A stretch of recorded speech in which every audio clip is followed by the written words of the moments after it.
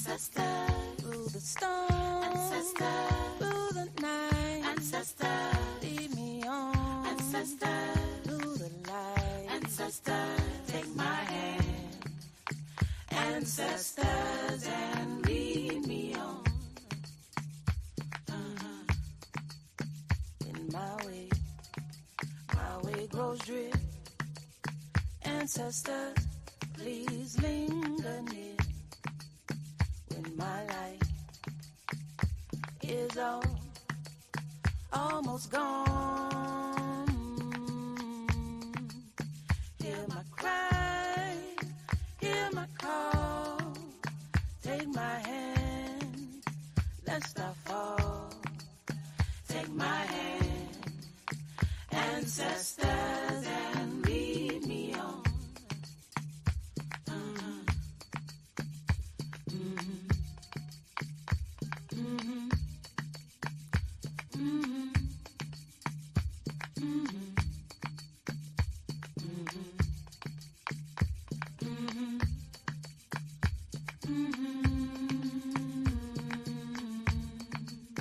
Hear my cry, hear my call.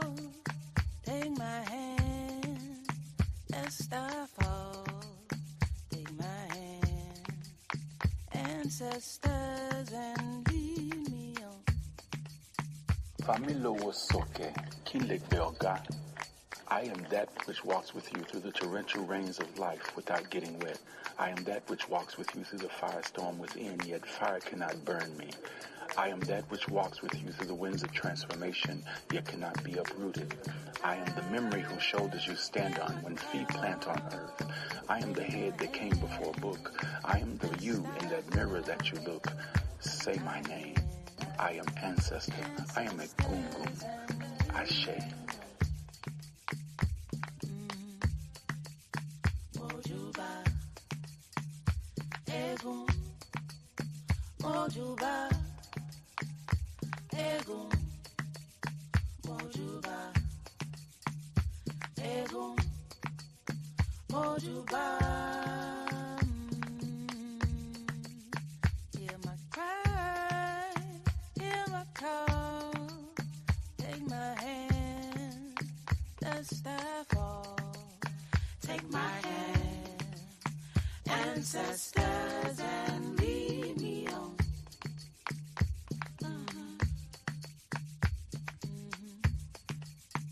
Ancestor, you are breath, you are bridge.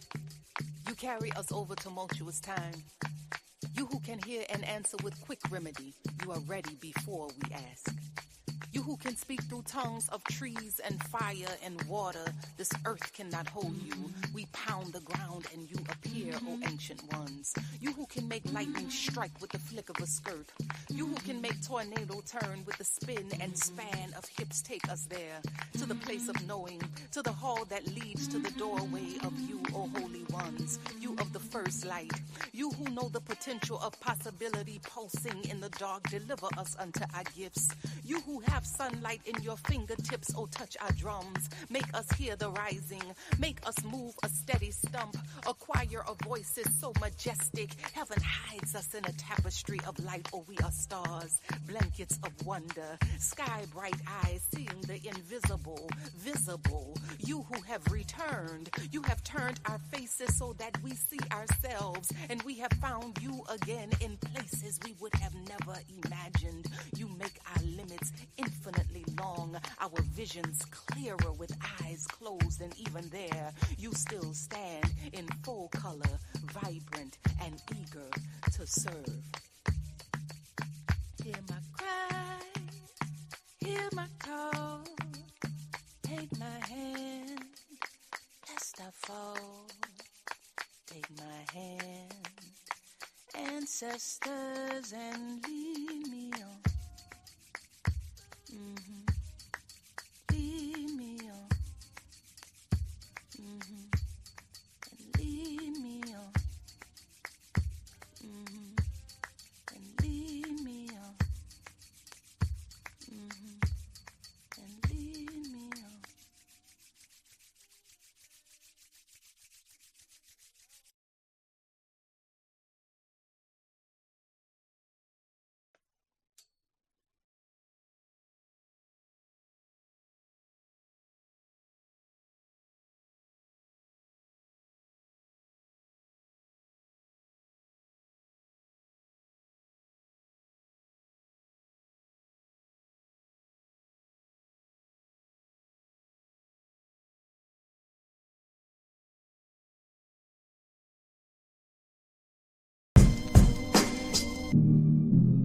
Grandmama used to pray, oh Lord, please save him from the evil snares and all the dangers that entangle. Yea, though they walking through the valley of the shadows, just prepare and make them fit for every battle. Because, right, I know they bound to come, and I know they bound to fall. But in your bounty, Lord, preserve their beautiful. Right, we still surviving off of grandma's prayers.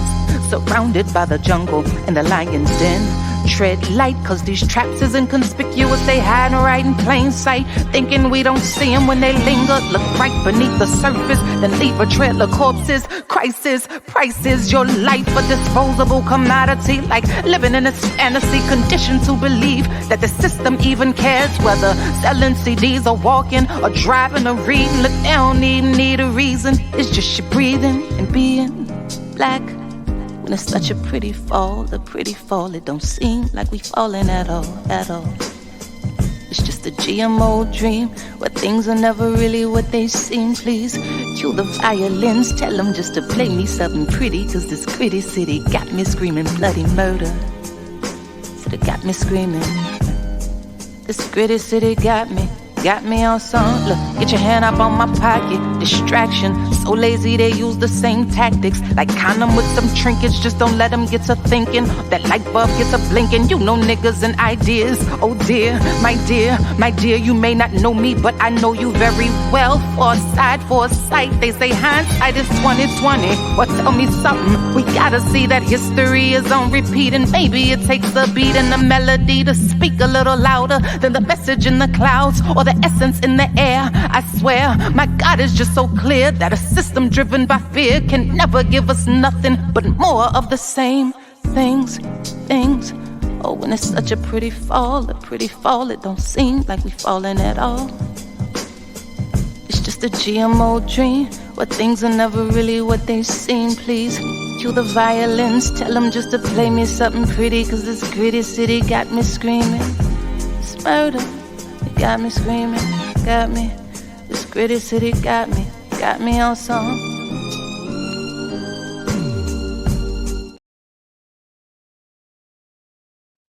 What's happening, good people? Welcome to RSTV on Black Power Media. Hope you all can hear me pretty clearly. Shout out to Sonny Patterson. That was her on both tracks.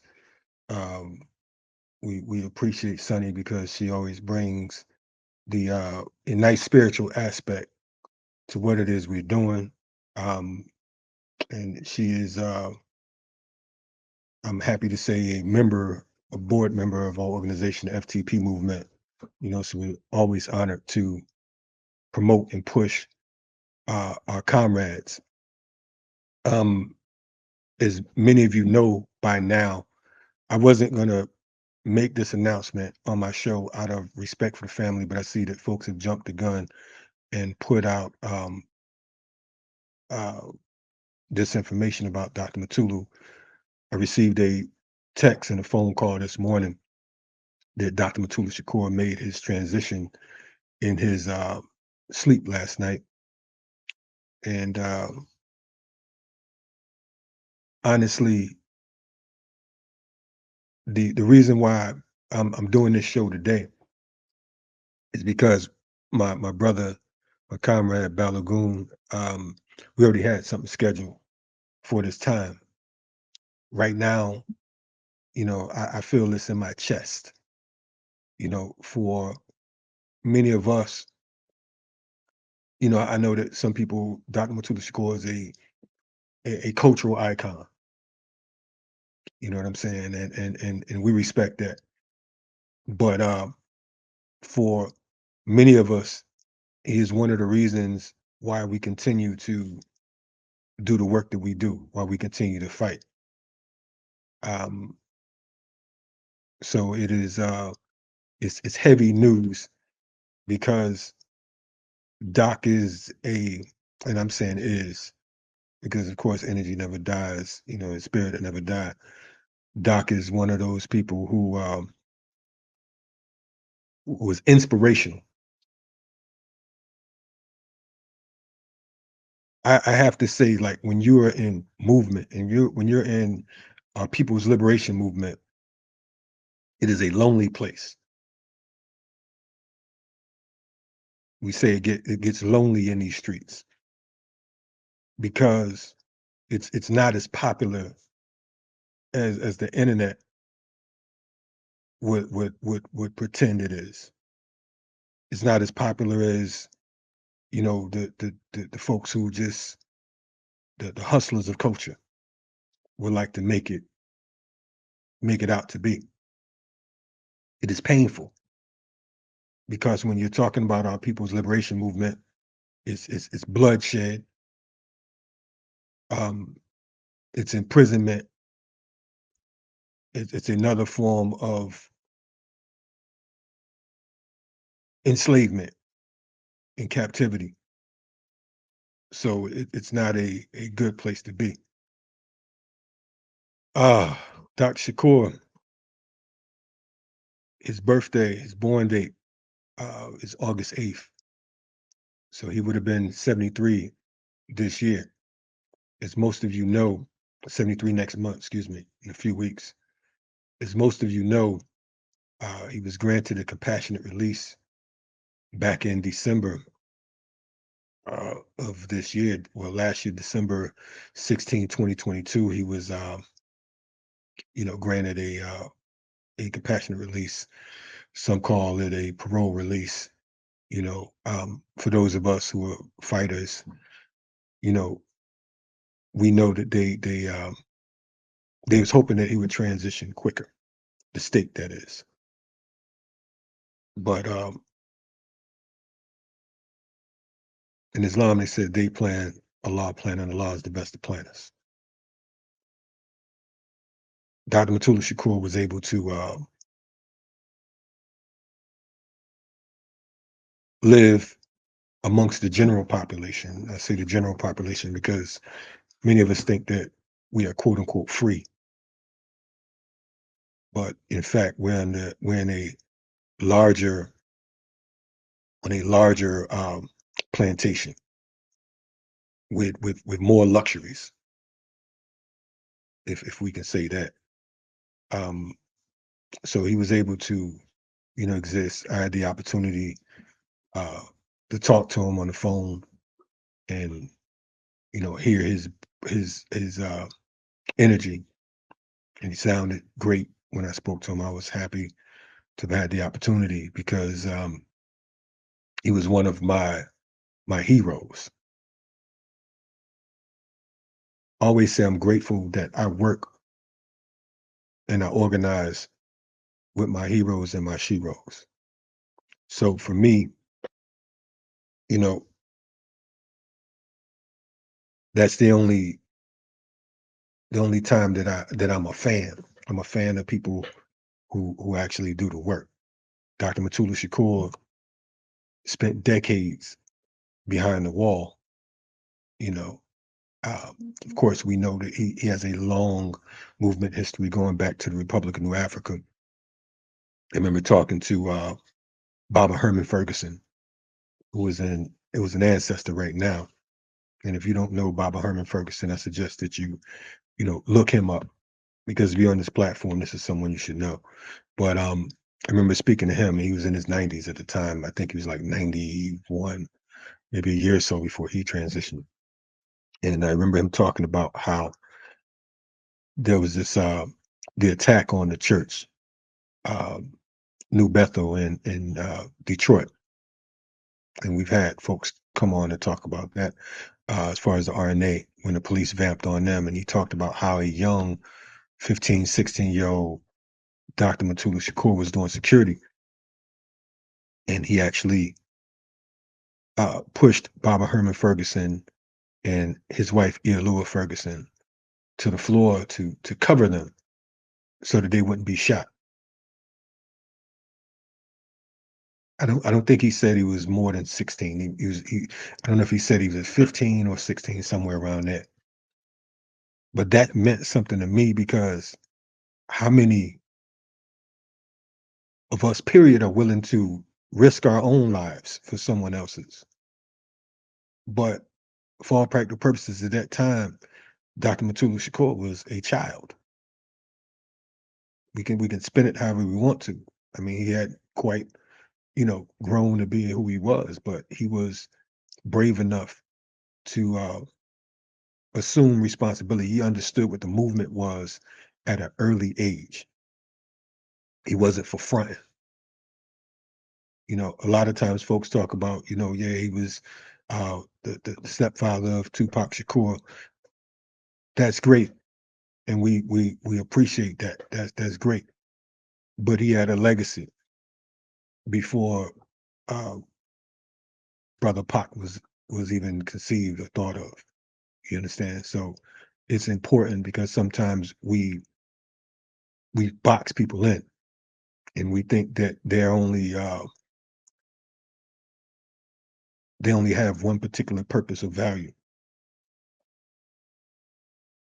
That's our shortcomings, our shortcoming. But yeah. So I would like to before I just get all into this, of course we'll be having tributes to Dr. Mutulu Shakur. We like to respect the family.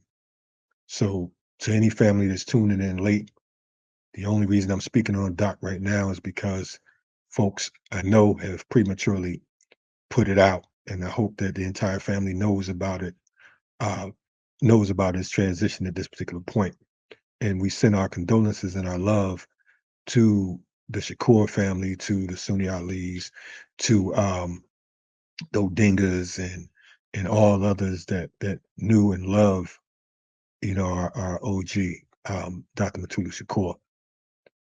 Um, and I kind of want to. It's not a jab, but I think that we need to be more responsible too. It seems to be a trend where folks want to be the first to report death. I don't know what that's about, but it just seems like, because I know that I spoke to some people that said, you know, hold off on announcing anything. But then I called these folks back and I told them, okay, boom, I've seen such and such, da da da, boom, boom, boom, it's out there now. And that's the only reason I'm speaking on this. I want people to be clear about that. It's not to, make us look no kind of way, make us look special. For folks who are not familiar with Dr. Mutulu Shakur, I'd like to read the bio from his website. As I stated, he was born August 8th, 1950. He was 72 years old. He'd have been 73 next month. Dr. Mutulu Shakur is a new African, a Black man whose primary work has been in the area of health. He's a doctor of acupuncture and was a co-founder and director of two institutions devoted to improving healthcare in the Black community. Mutulu was born in Baltimore, Maryland. At age 7, he moved to Jamaica, Queens, in New York with his mother and younger sister. His political and social consciousness began to develop early in his life. His mother suffered not only from being Black and a woman, but she was blind as well. These elements constituted Mutulu's first confrontation with the state. While assisting his mother to navigate through the maze, making up the social service system, through this experience, Mutulu learned that the system did not operate in the interests of Black people and that Black people must control the institutions that affect their lives. Since the age of 16, Mutulu has been part of the New African Independence Movement. As a part of this movement, he became a target of the illegal counterintelligence program carried out by the Federal Bureau of Investigation, known as COINTELPRO. This was a secret police strategy used in the US starting in the 1960s to destroy and neutralize progressive and revolutionary organizations. It is believed that Mutulu's resistance to the program led to his arrest and trial. During the late 60s, Tulu was politically active and worked with the Revolutionary Action Movement, which is RAM, um, a Black nationalist group that struggled for Black self-determination and socialist change in America. He was a member of the Provisional Government of the Republic of New Africa, which endorsed the founding of an independent New African Republic and the establishment of an independent Black state in the southern U.S. um, region. Mutulu also worked very closely with the Black Panther Party, supporting Lumumba and Zaid Shakur. In 1970, Mutulu was employed by the Lincoln Detox Community Addiction Treatment Program as a political education instructor. His role evolved to include counseling and treatment of withdrawal symptoms and acupuncture. Earning a doctorate in acupuncture, Dr. Shakur became certified and licensed to practice acupuncture in the state of California in 1976. Eventually, he became the program's assistant director and remained associated with the program until 1978. He's the driving force behind the development of a 5-point auricular acupuncture protocol that is now widely practiced worldwide for not only addiction, but a variety of trauma-induced conditions. From 1978 to 1982, Dr. Shakur was the co-founder and co-director of the Black Acupuncture Advisory Association of North America, known as BANA, and the Harlem Institute of Acupuncture, where at Lincoln, Dr. Shakur had managed a detox program recognized as the largest and most effective of its kind by the National Institute of Drug Abuse, National Acupuncture Research Society, and the World Academic Society of Acupuncture. At BANA, he continued his remarkable work and also treated thousands of poor and elderly patients who would otherwise have no access to treatment of this type. Many community leaders, political activists, lawyers, and doctors were served by BANA, and over 100 medical students were trained in the discipline of acupuncture.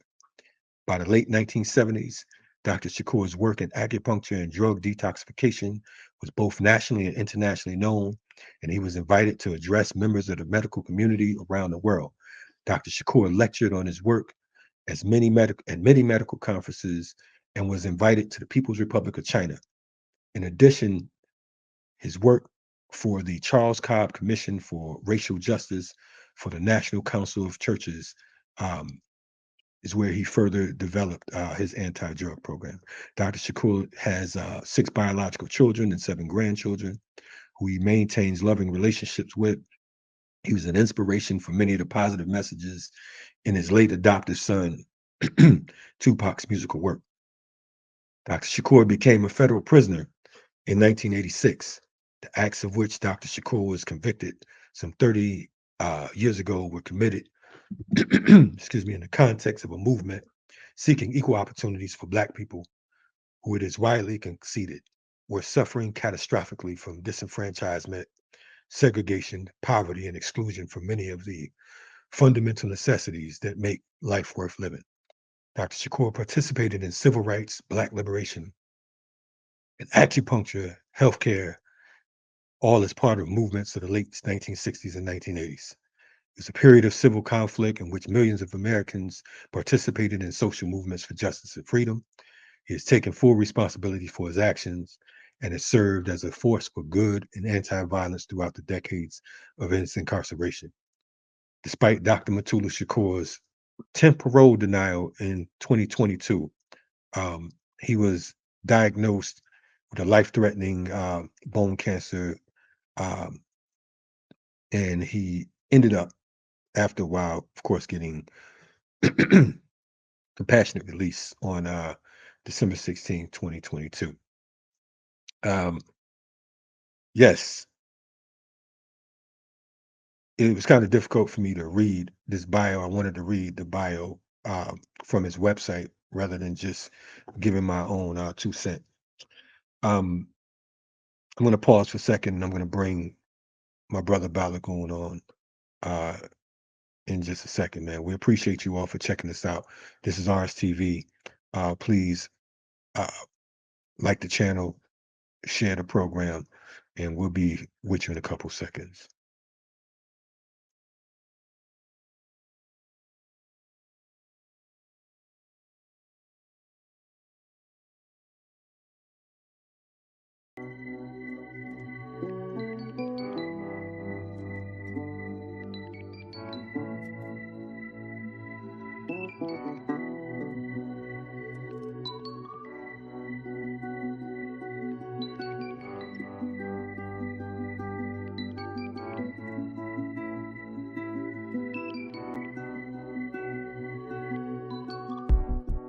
Sometimes the riot is a quiet one, or the battle is to love yourself and function in society where voices of reason are muted by anxiety, like gaining notoriety is selling your soul. So we tend to go no deeper than the shallow water level, trying to keep us overhead in the face of all the slurs and the stares, mentally frozen. Paralyzed by fear of failure and success, so we lock, stock, barrel, running while it's crumbling. All these towers and they're babbling, but the baby's in the bath and a stash under the bed. On my head, spinning from the circles and the puppets and the strings that they pull, then we move.